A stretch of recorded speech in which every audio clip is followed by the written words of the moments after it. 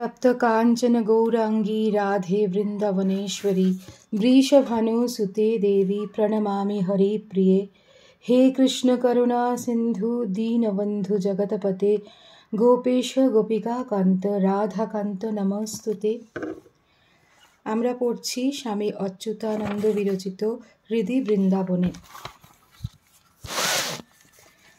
বাবাজির কাছে আদিত্য টিলার কথা শুনে পরদিন বিকেলে সেখানে আসব বাবাজিকে বলে এসেছিলাম। তাই আদিত্য টিলায় এসেছি পরের দিন। তখনও সূর্যাস্তের দেরি আছে, তবে আকাশ তাকে বিদায় দেওয়ার জন্য প্রস্তুত। পশ্চিম আকাশে মেঘের ফাঁকে সোনালি রেখা লম্বালম্বিভাবে ছড়িয়ে পড়েছে। দূর দিগন্তে যমুনার নীল জলের প্রবাহ, তারপরে ঘন সবুজের মেলা, তার উপরেই মেঘের গায়ে ওই সোনালি আঁকিমুকি, দেখতে ভারী সুন্দর লাগছে। আদিত্য টিলা বৃন্দাবনের মধ্যে সবচেয়ে উঁচু জায়গা। এখান থেকে পূর্ব, পশ্চিম ও উত্তরে অনেক দূর পর্যন্ত দেখা যায়।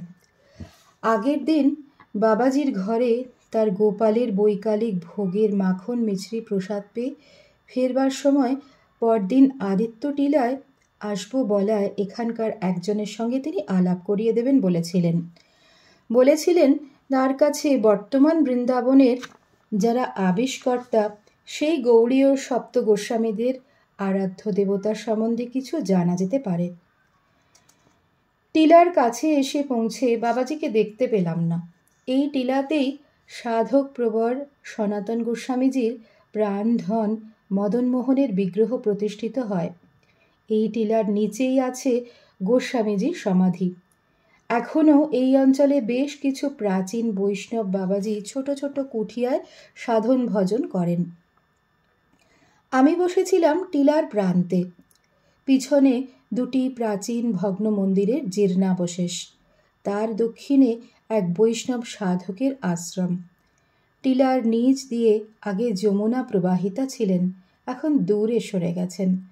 বর্তমানে সেই ঘাটই পরিক্রমাকারীদের রাস্তা। কালীয় দমনের লীলায় নটরাজ গোপালের ক্লান্তি দূর করেছিল এই পবিত্র টিলা, সে কথা আগে বলেছি। এই ভূমি তার চরণ রজ ও গাত্র সেদে আজ পবিত্র তীর্থ। এই কথাই ভাবছিলাম বসে বসে। এমন সময় বাবাজির গলার আওয়াজ পেলাম। ভারী মিষ্টি কণ্ঠ তাঁর। ভজন এদের সাধনের অঙ্গ। নবধা ভক্তির অন্যতম সাধন কীর্তন। সমস্ত প্রাণ মন ঢেলে এরা কীর্তনের মধ্য দিয়ে নিজের অন্তরের অনুরাগ ও আরতি নিবেদন করেন প্রাণপ্রিয় ইষ্টের চরণে। সন্ধ্যার মুখে বাবাজির স্মরণে এসেছে রায় অভিসারে যাচ্ছেন, তাই সম্ভবত তার কণ্ঠে শুনছি অপূর্ব একটি পদাবলী কীর্তন। কাঞ্চন রুচি রুচির অঙ্গ, অঙ্গে অঙ্গে ভরি অনঙ্গ, কিঙ্কিণী কর কঙ্কণ মৃদু ঝঙ্কৃত মনোহারি, নাচত যুগ ভুরু ভুজঙ্গ, কালীয় দমন দমন রঙ্গ, সঙ্গিনী সব রঙ্গে পহিরে রঙ্গিন নীল শাড়ি। সিঁড়ি দিয়ে উঠে আসছেন বাবাজি। গলার শব্দ জোরে হচ্ছে। ছন্দের তালে মন্দিরার মৃদু শব্দে পরিবেশ মধুময় হয়ে উঠেছে। তিনি গাইতে গাইতে উঠে এসেছেন, দুলে দুলে চোখ বন্ধ করে গাইছেন। ললিতা ধরে মিলিত হাস, দেহ দীপতি তিমির নাশ, নিরখি রূপ রসিক ভূপ, ভুল্ল গিরিধারী। আনন্দে আপ্লুত বাবাজি চোখ খুললেন। দু চোখে টলটল করছে জল, কিন্তু মুখে এক অপূর্ব আনন্দের ছটা। রায়কিশোরের মিলন আনন্দের দৃশ্য বোধহয় তিনি ধ্যানে উপভোগ করলেন। অধ্যাত্ম পথের পথিকের কাছে এই লীলা স্মরণ বাস্তবিকই মনকে অন্য জগতে নিয়ে যায়। ক্ষণিকের জন্য হলেও তার কাছে জগৎ ভুল হয়ে যায়। আর সেই দিব্য আনন্দের স্মৃতি মনে জাগিয়ে রাখতে পারলে নিরবচ্ছিন্ন সেই আনন্দ সমুদ্রে ডুবে গিয়ে সাধকের ভক্তের পরম প্রাপ্তিলাভ সম্ভব হয়। আমার দিকে তাকিয়ে আছেন বাবাজি। আমি সংকোচের সঙ্গে উঠে দাঁড়ালাম, কিন্তু তার ভাব নষ্ট করে কিছু বলতে ইচ্ছা হলো না। তিনি কাছে এসে বললেন, তাই তো, তিনি এখনো আসেননি। আপনি ভাই কতক্ষণ বসে আছেন? দেখুন দেখি কী কাণ্ড। আচ্ছা চলুন আমিই দেখাই, আমার তো বেশি বিদ্যে বুদ্ধি নেই। সেই গোপাল যদি দয়া করে কিছু বুঝিয়ে দেন তবেই বুঝবেন। আমিও মনে মনে তাই চাইছিলাম। এই ভাবুক সাধক নিজেই তার অনুভূতি দিয়ে যা দেখাবেন তার তুলনা কোথায় পাব? এবার গান থেমে গেল। প্রথমেই ভূমিষ্ঠ হয়ে এই টিলাকে প্রণাম করে যমুনার উদ্দেশ্যে আর একটা প্রণাম জানিয়ে দুহাত জোর করে বাবাজি আবৃত্তি করতে লাগলেন। আরাধনানাং সর্বেষাং বিষ্ণোরারাধনং পরম তস্মাৎ পরতরং দেবী তদীয়ানাং সমর্চনম अर्चयित्वा तु गोविन्दं तदीयान् नार्चयेत् तु यः न स भागवत ज्ञेय केवलं दाम्भिकं स्मृतः तस्मात् सर्वप्रयत्नेन वैष्णवान् पूजयेत् सदा सर्वं तरति दुःखौघं মহাভাগবতার্চনাৎ। বুঝলেন দাদা, নারায়ণের পূজা পূর্ণ হয় না যদি তার ভক্তের পূজা না করা হয়। তার শ্রেষ্ঠ ভক্ত গোপিকারা। আর পরের যুগে এই মহাপবিত্র ধামে কৃষ্ণ প্রেম সুধা পানের আশায় যারা সর্বস্ব ত্যাগ করে অদ্ভুত তপস্যায় কাটিয়েছেন, সেই সব বৈষ্ণব সাধকেরা ওই গোপিনীদেরই অংশে আবির্ভূত। তাই তাঁদের বন্দনা, তাঁদের দিব্য লীলার স্মরণই নারায়ণের শ্রেষ্ঠ পূজা। আসুন আমরা ভক্ত ভগবানের লীলা মাধুরী এখান থেকেই আস্বাদন করতে শুরু করি। এই বলে আমার হাত ধরে এগিয়ে নিয়ে গেলেন একটি লাল পাথরের বিরাট পরিত্যক্ত মন্দিরের দিকে। এই টিলাটি যমুনার খাত থেকে প্রায় 50 ফুট উঁচু। উপরে উঠবার প্রাচীন ইটের তৈরি খাড়া সিঁড়ি।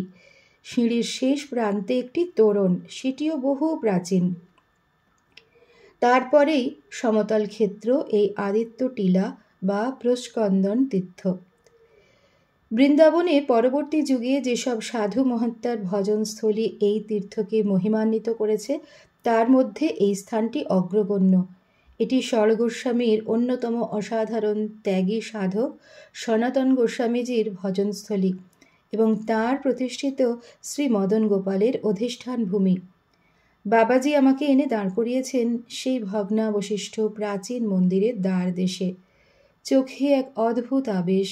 হাত জোর করে বললেন, জানেন বাবাজি, এই মন্দির ও তার বিগ্রহ প্রসঙ্গে চৈতন্য চরিতামৃতে শ্রীকৃষ্ণদাস কবিরাজ গোস্বামী বলেছেন, বৃন্দাবন পুরন্দর শ্রী মদন গোপাল রাসবিলাসী সাক্ষাৎ ব্রজেন্দ্র কুমার শ্রী রাধা ললিতা সঙ্গে রাসবিলাস মন্মথ মন্মথ রূপে যাহার প্রকাশ। এই যে প্রাচীন মন্দিরের ভগ্নাবশেষ দেখছেন, এখানেই সনাতন গোস্বামীর প্রাণধন শ্রী মদন গোপালজি প্রথম প্রতিষ্ঠিত হন, সম্ভবত 1533 খ্রিস্টাব্দের মাঘ মাসের শুক্লা দ্বিতীয়া তিথিতে। ভক্তি রত্নাকর গ্রন্থে এই বিগ্রহ প্রাপ্তি সম্পর্কে সুন্দর কাহিনী আছে। প্রভুপাদ রূপ ও সনাতনের জীবনী তো জানেন নিশ্চয়ই। গৌড়বঙ্গের তখনকার শাসক হুসেন শাহের রাজদরবারের উচ্চ কর্মচারী ছিলেন এরা দুই ভাই। এদের বাবা কুমারদেব যজুর্বেদী ব্রাহ্মণ, বর্তমান মালদহের কাছে বাস করতেন। মায়ের নাম রেবতী দেবী। এদের অনেকগুলি সন্তানের মধ্যে 3 জনই প্রসিদ্ধ, অমর, সন্তোষ ও অনুপম। পরবর্তীকালে এরাই যথাক্রমে সনাতন, রূপ ও বল্লভ নামে খ্যাত হন।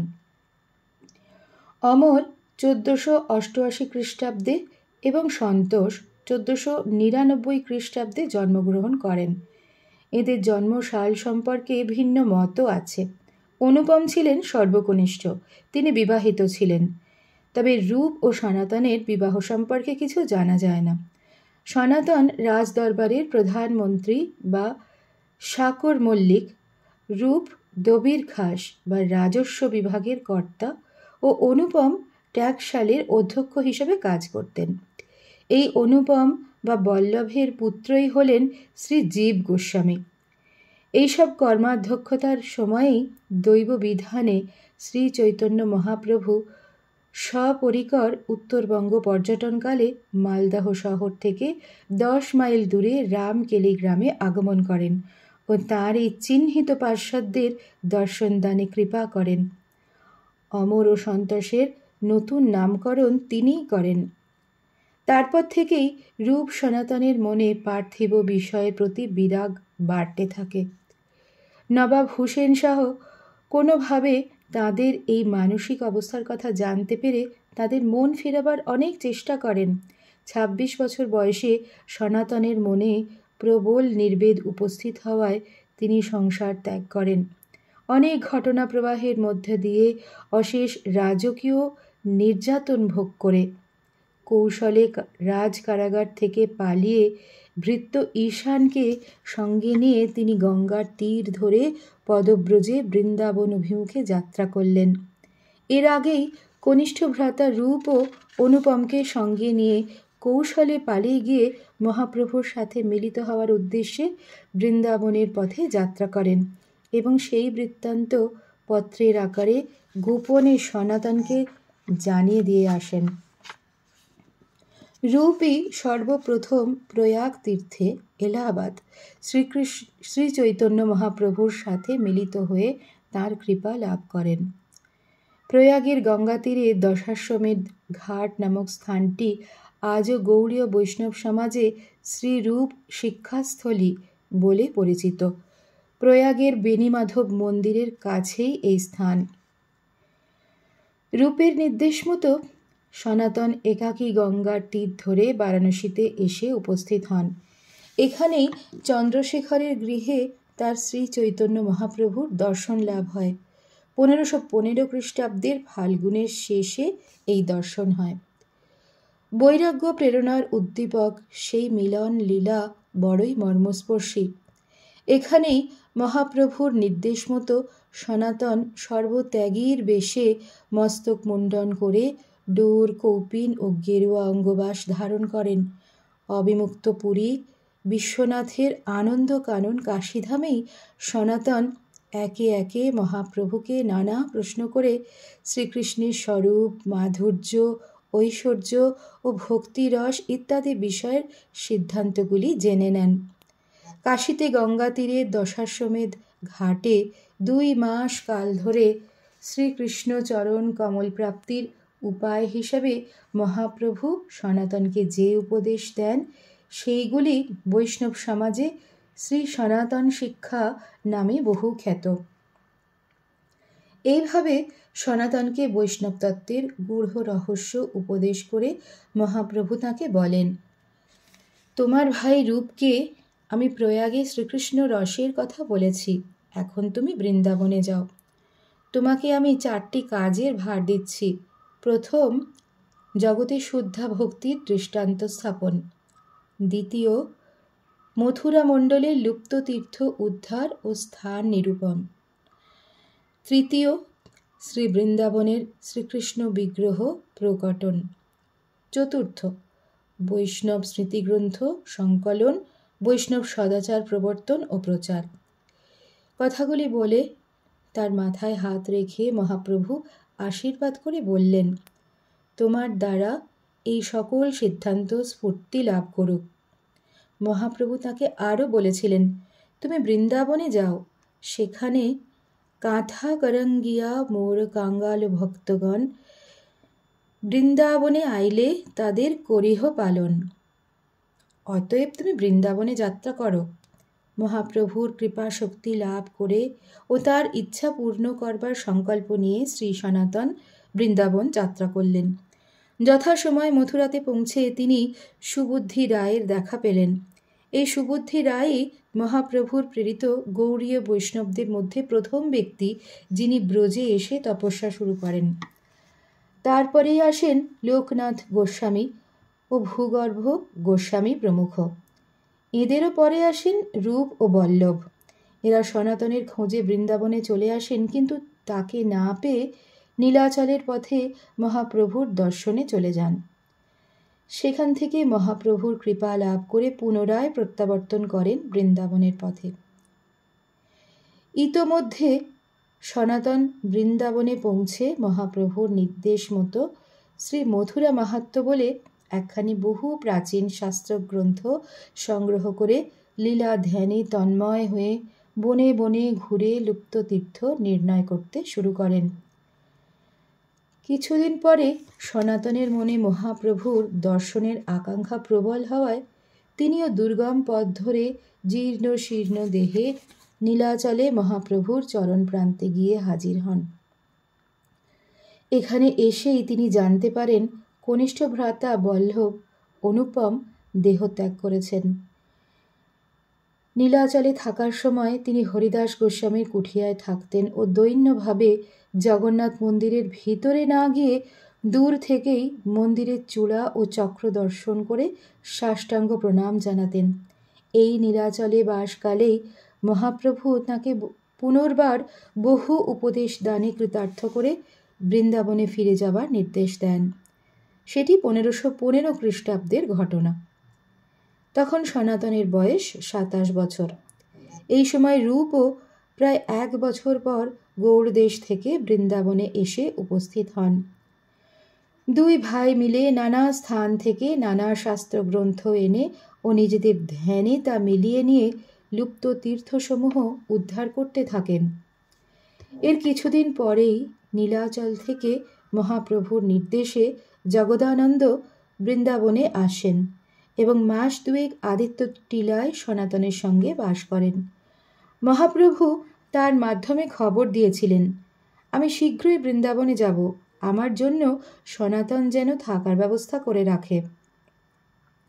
এই আদিত্য টিলাতেই সনাতন মহাপ্রভুর থাকার ব্যবস্থা করে রেখেছিলেন, কিন্তু স্থূল শরীরে তার আর এখানে আসা হয়নি। এত কথা বলতে বাবাজির সময় খুব বেশি লাগলো না। ঘুরে ঘুরে অতি মৃদু কণ্ঠে যেন কতকটা স্বগতভাবেই তিনি সেই সাধক প্রবরের জীবন কাহিনী অনুধ্যান করছিলেন। এবারে প্রাচীন মন্দিরের চৌকাঠের পাশে প্রণাম করে বসলেন ও আবার বলতে আরম্ভ করলেন। এই আদিত্য টিলা ও সমগ্র বৃন্দাবন তখন ঝোপ জঙ্গলে ঢাকা ছিল। উঁচু নিচু পাথুরে জমি, তমাল কেলি কদম্ব, নিম ও ছোট বড় নানা গাছের জঙ্গল। জনবসতিও ছিল বিরল। বিগ্রহ শূন্য কিছু কিছু ভগ্ন জীর্ণ মন্দিরের অবশেষ, আর একমাত্র প্রাচীন গোপেশ্বর বিগ্রহ আর চিরপ্রবাহিতা কালিন্দী। এই ছিল তখনকার বৃন্দাবন। মাঝে মাঝে ছোট ছোট পর্ণকুটির, সেখানে কোনো সাধকের একান্ত সাধন ভজন। এই অবস্থায় বৃন্দাবনে আসেন গৌড়ীয় বৈষ্ণব প্রধান সনাতন ও রূপ। অবশ্য তাঁদের আগেই এসেছিলেন লোকনাথ গোস্বামী। ইনি ছিলেন মহাপ্রভুর সহপাঠী ও মহাপ্রভুর পূর্ববঙ্গ গমনকালে তার সঙ্গেই গিয়েছিলেন। মহাপ্রভু সন্ন্যাস গ্রহণ করবেন এই খবর শুনে তার দর্শনের ইচ্ছায় তিনি নবদ্বীপে আসেন ও তাঁরই ইচ্ছায় গদাধর পণ্ডিতের শিষ্য ভূগর্ভ গোস্বামীকে সঙ্গে নিয়ে পদব্রজে শ্রী বৃন্দাবনে আসেন। ইনি বয়সে মহাপ্রভুর থেকে 2 বছরের বড় ছিলেন। বৃন্দাবনে এসে অত্যন্ত নিভৃতে কৃষ্ণলীলা স্মরণে এরা কালাতিপাত করতে লাগলেন। এই কৃষ্ণলীলা স্থান অনুসন্ধানের কালে ছত্রবনের কাছে উমরাও গাঁয়ের কিশোরী কুণ্ড থেকে একটি ছোট্ট বিগ্রহ তিনি পান। এই বিগ্রহটি হল রাধা বিনোদ বিগ্রহ। এই বিগ্রহকে তিনি সর্বদাই একটি ঝোলায় করে গলায় নিয়ে ঘুরতেন। রাত্রে গাছতলাতেই শয়ন করতেন। সে সময় বিগ্রহকে সেই গাছের কোটরে সযত্নে রেখে দিতেন। পরে রূপ সনাতনাদি গৌড়ীয় সাধকেরা বৃন্দাবনে এলে তিনিও বৃন্দাবনে আসেন। তিনি দীর্ঘজীবী ছিলেন। প্রায় 100 বছর বয়সে তার মৃত্যু হয়। রূপ সনাতনের দেহত্যাগের পরেও তিনি বেঁচেছিলেন এবং 1588 খ্রিস্টাব্দে বৃন্দাবনের খোদের বনে তিনি দেহত্যাগ করেন। বিখ্যাত বৈষ্ণব সাধক ও গরানহাটি পদকীর্তনের স্রষ্টা নরোত্তম দাস ঠাকুর এর প্রধান শিষ্য ছিলেন। ভূগর্ভ গোস্বামীও একইভাবে সাধন ভজনে এর সঙ্গে ব্রজবাস করেন। তার সমাধি শ্রী রাধা দামোদর মন্দিরে আছে। বাবাজির এত স্মরণশক্তি দেখে আমি অবাক। এমন অনর্গলভাবে বলে যাচ্ছেন যেন মনে হচ্ছে কিছু ভাবতেও হচ্ছে না তাকে। শ্রী ভগবানের লীলা স্মরণ আর তাঁর ভক্তের লীলা চিন্তন দুইই তার প্রিয়। তাই এত স্বতঃস্ফূর্তভাবে সেই ভক্ত কথা তিনি স্মরণ করেছেন সোচ্চারে। সময় মিলিয়ে পর পর স্মরণ করেছেন সেই আদি যুগের বৈষ্ণব প্রধানদের অমীয় জীবন কথা। লোকনাথ ভূগর্ভ প্রসঙ্গ শেষ করে আবার তিনি ফিরে এলেন আদিত্য টিলায় সনাতন গোস্বামীর জীবন প্রসঙ্গে। বাবাজি বলতে শুরু করলেন, সনাতন গোস্বামীর এই টিলায় বাসকালের প্রথম যুগে তাকে মাধুকরী ভিক্ষার জন্য নিত্য মথুরায় যেতে হতো। সেই সময় একদিন তিনি এক অদ্ভুত দৃশ্য দেখেন। মহাবন মথুরায় এক চৌবের বাড়িতে সেদিন ভিক্ষায় গিয়েছেন। গিয়ে দেখেন তাদের ছেলেরা কালো পাথরের একটি অপূর্ব কৃষ্ণ বিগ্রহ নিয়ে খেলা করছে, আর সেই খেলা যেন বিগ্রহকে জীবন্ত মনে করে তার সঙ্গে সখ্যবিহার। এই অপূর্ব বিগ্রহ দর্শন করে সনাতন রোমাঞ্চিত হলেন। তার কুঠিয়ায় ফিরে এসে সেই রাত্রেই তিনি স্বপ্নে নির্দেশ পেলেন শ্রীকৃষ্ণ ওই চৌবের বাড়ি থেকে তার কাছে এসে থাকতে চান। আনন্দে উৎফুল্ল সনাতন পরদিনই মথুরায় সেই চৌবের বাড়িতে গিয়ে তার স্বপ্ন বৃত্তান্ত জানিয়ে বিগ্রহটি প্রার্থনা করলেন। আরও আশ্চর্য হয়ে জানলেন চৌবে গৃহিণীও ওই একই স্বপ্ন পেয়েছেন তাকে শ্রী বিগ্রহ দান করবার জন্য। চৌবে গৃহিণী কৃষ্ণলীলায় মা যশোদার মতো যাকে বুকে করে এতদিন ছিলেন, সেদিন চোখের জলে বুক ভাসিয়ে তাকে ছেড়ে দিলেন ব্রজলীলার মধুরতর বিলাসের প্রয়োজনে। আর বৈরাগী সনাতন তার হারা মানিক মদন গোপালকে বুকে নিয়ে আনন্দে রোমাঞ্চিত কলেবরে ফিরে এলেন এই আদিত্য টিলার নিজের পর্ণকুটিরে। ভিক্ষু সনাতন ব্রজবাসীর দ্বারে দ্বারে ভিক্ষা করে চানা আটা যা পেতেন তাই জলে ভিজিয়ে গোল গোল ডেলা পাকিয়ে আগুনে পুড়িয়ে ঠাকুরকে ভোগ দিতেন ও নিজে তাই প্রসাদ পেতেন। এই ভোগের নাম সেদেশে ছিল আঙাকড়ি। সেই ধারামতে আজও মদনমোহনকে আঙাকড়ি ভোগ দেওয়া হয় অন্যান্য রাজভোগের সঙ্গে। যাই হোক, কয়েকদিন পরেই কিন্তু বিপদ দেখা গেল। রাজার ছেলে মদন গোপালের মুখে এই শুকনো খাবার রুজবে কেমন করে? একটু চিনি নেই, একটু নুনও নেই। একদিন সনাতনকে তিনি বলেই ফেললেন, দেখো শুকনো রুটি খেতে বড় কষ্ট হচ্ছে, একটু নুনও সঙ্গে দিও। ভিক্ষু সনাতন ভাবাবেশে ছিলেন। তার ঠাকুরের এই কথা শুনে সন্ন্যাসী ভাবাবস্থাতেই বলে উঠলেন, এ তো তোমার অদ্ভুত কথা। তুমি তো জানো আমি মাধুকরী যা পাই তাই তোমাকে দিই। তুমি বড় লোকের ছেলে, তার উপর চৌবের ঘরে ছিলে, আজ নুন চাইছো, কাল মিষ্টি চাইবে। এসব আমি কোথা থেকে জোগাড় করব? আমি লোকের কাছে ওই সব চাইতে পারবো না। তোমার খেতে ইচ্ছে হলে তুমি নিজেই জোগাড় করে নাও। ভাবগ্রাহী জনার্দন ভক্তের ভাব বুঝে চুপ করে গেলেন। তারপরেই ঘটল এক মজার ব্যাপার। সেই দিনই টিলার নিচে যমুনা বেয়ে যাচ্ছিল এক মস্ত বজরা, নানা জিনিসপত্র নিয়ে আগ্রায় ব্যবসা করতে। হঠাৎ যমুনার বালির চড়ায় নৌকো গেল আটকে। নৌকার মালিক রামদাস কাপুর, কেউ বলে কৃষ্ণদাস কাপুর, মুলতান থেকে আসছিলেন। নৌকার এই দশা দেখে বিহ্বল হয়ে তিনি পাড়ে এসে লোকজন জোগাড় করে নানাভাবে চেষ্টা করতে লাগলেন চড়া থেকে নৌকা তুলতে। কিন্তু অত ঠেলাঠেলি করেও নৌকার নড়বার নামটি নেই। তিনি তখন মাঝিদের পরামর্শে এই টিলার ঝুপড়িতে যে সাধুটি আছেন তার কাছে এলেন আশীর্বাদ নিতে, যাতে নৌকা সচল হয়। সাধু তার মদন ঠাকুরটিরই এই কাণ্ড বুঝে নিয়ে কাপুরজিকে বললেন, ঘরের ওই কোণেতে এক ঠাকুর আছেন, তার কাছে প্রার্থনা করো, তিনি কৃপা করলে সব ঠিক হয়ে যাবে। সাধুর কথায় বিশ্বাস করে রামদাস মদন গোপালের কাছে প্রার্থনা জানিয়ে বললেন, নৌকা বিপন্মুক্ত হলে এবারে যা লাভ হবে সব এখানে দিয়ে যাব। আশ্চর্য কাণ্ড! এই প্রার্থনা যখন চলছে ওপরের পর্ণকুটিরে, তখন নিচে যমুনার জলেও লেগেছে তার দোলা। সেই দোলায় নৌকা হয়েছে সচল। খবর পেয়ে বণিক ফিরে এলেন নৌকায়, তারপর নৌকা নিয়ে আগ্রায়। সে যাত্রায় বাণিজ্যে লাভ হলো প্রচুর। আর ফেরার পথে এই ঘটনার মূলে যে দেবতার কৃপা ও যে সাধকের আশীর্বাদ, তাদের চরণে প্রণাম নিবেদন করে কাপুরজি দেবতার সেবার জন্য কিছু করার ইচ্ছা প্রকাশ করলেন। সনাতনের সম্মতি পেয়ে 1523 খ্রিস্টাব্দে আদিত্য টিলায় রামদাস কাপুর প্রাচীর বেষ্টিত একটি সুন্দর মন্দির তৈরি করে দিলেন। এই অঞ্চলে প্রাচীনকালে একটি সূর্য মন্দিরও ছিল, তারই ধ্বংসস্তূপের পাশে এই মন্দির তৈরি হলো। এই যে তোরণটি দেখছেন, এটি সেই আমলেরই।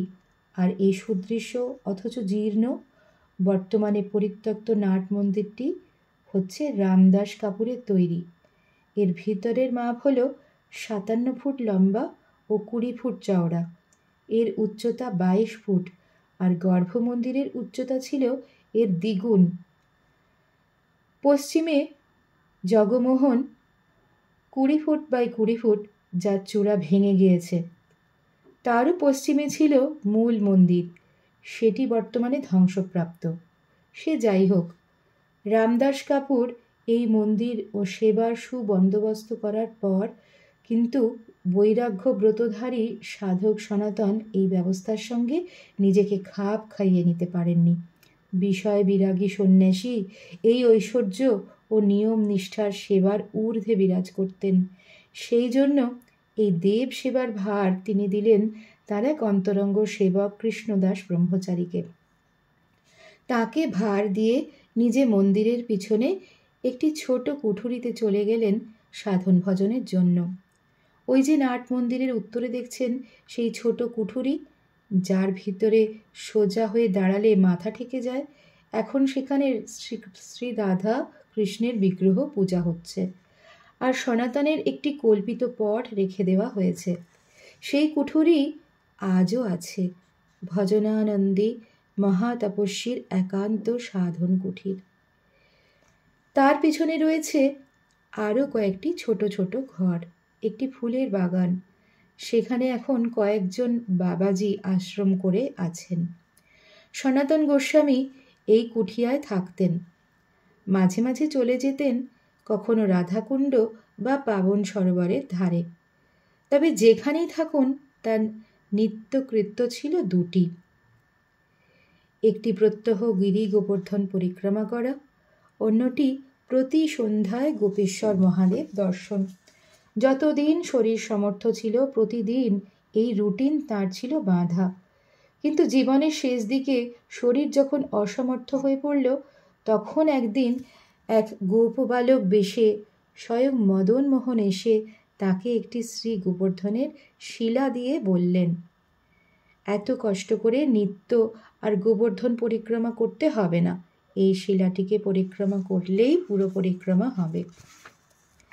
এরপর থেকে নিত্য শিলা স্মারকটিকেই পরিক্রমা করে তীর্থকৃত্য সম্পাদন করতে লাগলেন সনাতন। এই সময় একইভাবে গোপেশ্বর মহাদেবও দর্শন দিয়ে তাকে বলেছিলেন, ভক্তের জন্য তিনি নিকটেই জঙ্গলের মধ্যে আবির্ভূত হয়েছেন, তাকে আর কষ্ট করে প্রতিদিন দূরে গোপেশ্বর মন্দিরে যেতে হবে না। তারপরেই বনখণ্ডীর মহাদেব প্রকট হলেন তাঁরই জন্য। সনাতন প্রভুর জীবনে আরও অনেক দিব্যলীলার ঘটনা জানা যায়। যখন তিনি পাবন সরোবরের কাছে ছিলেন, সেই সময় ভাবাবেশে বিভোর সাধকের ভিক্ষার কথা প্রায়ই স্মরণ থাকত না। সেজন্য মদন গোপাল বালক বেশে এসে তাকে নিত্য দুধ খাইয়ে যেতেন। একটি পুরনো পদে তার এই সময়ের অবস্থার কথা জানা যায়। কত দিনে অন্তর্মনা 56 দণ্ড ভাবনা, চারি দণ্ড নিদ্রা বৃক্ষতলে, স্বপ্নে রাধা কৃষ্ণ দেখে নাম গানে সদা থাকে, অবসর নাহি এক তিলে। বাবাজি বলে চললেন, সনাতন গোস্বামীকে ব্রজবাসীরা সকলেই পরম সম্মান ও গভীর শ্রদ্ধা করে বাবা বলে ডাকতেন।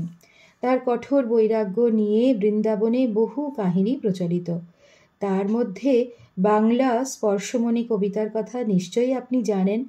স্পর্শমণি লাভ করেও তিনি সেটি যমুনার জলে ফেলে দিয়েছিলেন পরম অবহেলায়। আর ওই যে গোবর্ধন শিলাটি, যা শেষ দিকে তিনি নিত্য পরিক্রমা করতেন, সেটি আজও সযত্নে রক্ষিত আছে জীব গোস্বামীর শ্রী রাধা দামোদর মন্দিরে। আপনাকে যেদিন সেখানে নিয়ে যাব দেখিয়ে দেব। এইভাবে 43 বছর শ্রী ব্রজে বিরাজ করে 1558 খ্রিস্টাব্দে আষাঢ়ী পূর্ণিমায় 70 বছর বয়সে শ্রী বৃন্দাবনের রজপ্রাপ্ত হন তিনি। এই দিনটিতে তৎকালীন ব্রজবাসীরা নিজেদের পিতৃহারা মনে করে গভীর বিরহ বেদনায় মুহ্যমান হয়ে পড়েন ও তাঁর স্মরণে সকলে মস্তক মুণ্ডন করেন। আজও তাঁর স্মরণে আষাঢ়ী পূর্ণিমাতে গৌড়ীয় বৈষ্ণব সমাজের প্রাচীনগণ মস্তক মুণ্ডন করেন। সেজন্য এই দিনটিকে বলা হয় মরিয়া পূর্ণিমা। সেই আমলে এরা দুই ভাই ও এদের ভ্রাতুষ্পুত্র জীব গোস্বামী সমগ্র বৃন্দাবনের বৈষ্ণব সমাজের নেতৃস্থানীয় ছিলেন। তার মধ্যে সনাতন ছিলেন মহাত্যাগী তপস্বী, রূপ ছিলেন মহাবিদগ্ধ পণ্ডিত সাধক এবং জীব ছিলেন একাধারে পণ্ডিত ও দক্ষ নেতৃত্বের অধিকারী। এরা তিনজনে মিলে সেই সময় বৈষ্ণব সমাজের বিধি বিধান, সাধক প্রণালী ও প্রধান ভক্তি গ্রন্থাবলীর বিশদ ব্যাখ্যাদি ও আলোচনা সহ বৈষ্ণব রসতত্ত্বের ওপর অনেক গ্রন্থ রচনা করেন। সনাতন 4খানি অমূল্য গ্রন্থ রচনা করেন, টিকাসহ 2 খণ্ডে ভাগবতামৃত, দিগ্দর্শিনী টিকাসহ হরিভক্তি বিলাস গ্রন্থ, ভাগবতের 10ম স্কন্ধের সুবিস্তৃত টিকা, 10 টিপ্পণী সহ বৈষ্ণব তোষিনী গ্রন্থ এবং লীলাস্তব নামে ভাগবতের 10ম স্কন্ধের প্রথম 45 অধ্যায় নিয়ে 10ম চরিত গ্রন্থ। এর মধ্যে হরিভক্তি বিলাস ও তার টিকাখানি বৈষ্ণব সমাজের প্রাচীনতম স্মৃতিগ্রন্থ হিসাবে সর্বজন স্বীকৃত। শ্রী চৈতন্য মহাপ্রভু সনাতন প্রভুকে বৈষ্ণব তত্ত্বের মূল যা সূত্রাকারে কাশীতে শুনিয়েছিলেন, তদ অনুযায়ী সনাতন আরও বহু শাস্ত্র মন্থন করে দিগ্দর্শিনী টিকাসহ এই মহাগ্রন্থটি রচনা করেন। কারো মতে এই হরিভক্তি বিলাস মূল ও টিকা তার, এবং পরবর্তীকালে শ্রী গোপাল ভট্ট বৈষ্ণব সমাজের সেবার জন্য এটি বিস্তৃত আকারে প্রণয়ন করেন। অনেক কথাই যা মনে পড়ল বললাম ভাই। বড় বাবাজি সনাতন গোস্বামী প্রভুর সম্পর্কে, তার দিব্য চরিত্র ও পাবন জীবন স্মরণে মন পবিত্র হয়। এখন তার মন্দিরের কথা আর একটু স্মরণ করি। বাবাজি আমায় নিয়ে এসে দাঁড়ালেন প্রাচীন জীর্ণ মন্দিরের পাশে, আর একটি সুউচ্চ শিখর সমন্বিত অপূর্ব টেরাকোটার কাজ করা মন্দিরের কাছে। এই মন্দিরের পূর্বদ্বারের মাথার উপর একটি প্রাচীন লিপি আজও আছে। সেটির দিকে দৃষ্টি আকর্ষণ করে বাবাজি বললেন, দেখছেন ওই লিপি? চেষ্টা করলে এখনও পড়া যায়। সংস্কৃত ভাষায় রচিত, কিন্তু ওপরের দিকে বাংলায় ও নিচে দেবনাগরীতে লেখা। তোলা অক্ষরে উৎকীর্ণ, খোদাই করা নয়। এতে লেখা আছে, হর ইব গুহবংশো ইয়ৎ পিতা রামচন্দ্র गुणीमणिरिव पुत्र यस्य राजा वसन्तः सकृत सुकृतिराशि श्रीगुणानन्दनामा व्याधित विधिवदेतन्मन्दिरं नन्दसूनः। অর্থাৎ গুহবংশীয় শীততুল্য রামচন্দ্র যার পিতা এবং গুণীগণ শিরোমণি রাজা বসন্ত যার পুত্র, সেই সুকৃতিশালী শ্রী গুণানন্দ নন্দনন্দন শ্রীকৃষ্ণের এই মন্দির যথাবিধি করিয়ে দেন। যশোরের রাজা প্রতাপাদিত্যের কাকা রাজা বসন্ত রায়ের বাবা রাজা গুণানন্দ গুহ মজুমদার এই মন্দিরটি তার বৃন্দাবন বাসকালে সম্ভবত 1570 খ্রিস্টাব্দের প্রথম দিকে নিজের ছেলে বসন্ত রায়ের চেষ্টায় তৈরি করিয়েছিলেন। রামদাস কাপুরের আদি মন্দিরটি জীর্ণ হলে মদন গোপাল বিগ্রহ এখানে স্থানান্তরিত করা হয়েছিল। সনাতনের আমলে বর্তমানের মদন মোহন নাম ছিল না, তিনি মদন গোপাল বলতেন। উড়িষ্যার রাজা প্রতাপরুদ্রের ছেলে পুরুষোত্তম শ্রী রাধার দুটি বিগ্রহ তৈরি করে বৃন্দাবনে পাঠিয়ে দেন। তারই একটি মদন গোপালের বামে এসে হলেন শ্রী রাধা, অন্যটি শ্রী ললিতা রূপে বিরাজিত হন এবং মদন গোপাল মদন মোহন নামে পরিচিত হতে থাকেন বলে প্রবাদ আছে। কিংবদন্তি মদন গোপাল বিগ্রহ শ্রীকৃষ্ণের প্রপৌত্র বজ্রনাভ তৈরি করিয়ে মথুরায় প্রতিষ্ঠা করেছিলেন। কালক্রমে সে বিগ্রহ ধ্বংসস্তূপে চাপা পড়েও কোনো ক্রমে উদ্ধার পেয়ে তা ওই চৌবদের হাতে আসে। তারপর 1660-তে ঔরঙ্গজেব যখন বৃন্দাবন ধ্বংসে উঠে পড়ে লাগলেন, তখন সেবায়েতরা গোপনে শ্রীর বিগ্রহকে সরিয়ে নিয়ে যান রাজস্থানের করৌলিতে। আজও সেই প্রাচীন বিগ্রহ সেখানেই আছেন।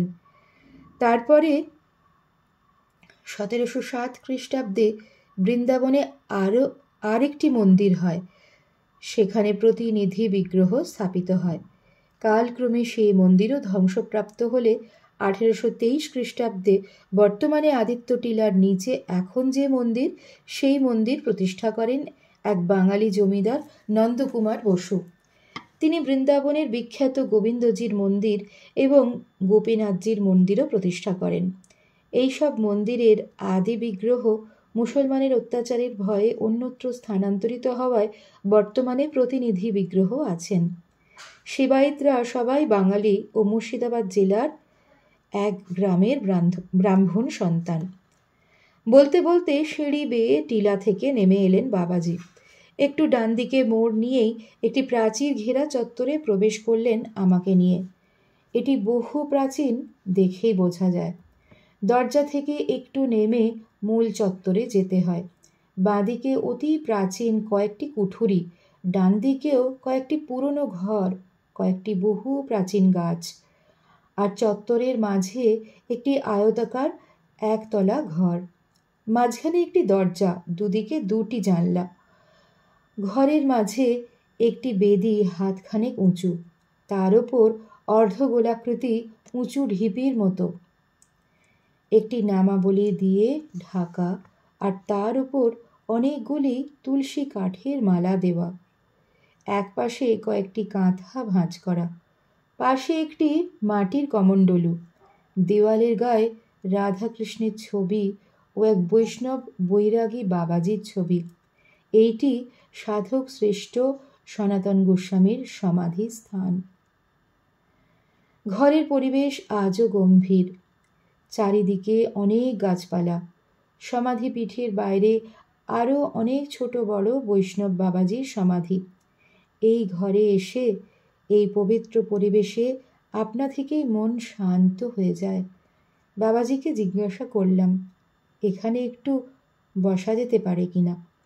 তিনি মৌন সম্মতি জানালেন।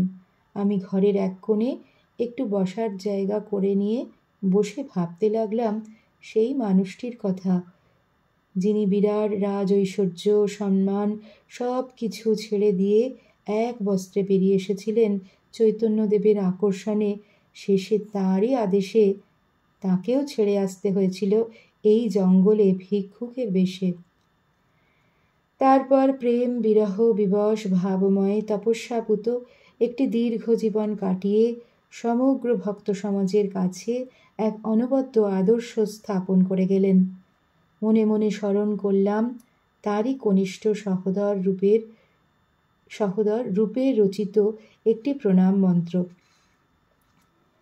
নামাকৃষ্ট রসজ্ঞ शीलेनोद्दीपयन् सदानन्दं निजरूपत्सवदायि সনাতনাত্মা প্রভুর্জয়তি। ধীরে ধীরে বেরিয়ে এলাম দরজার বাইরে।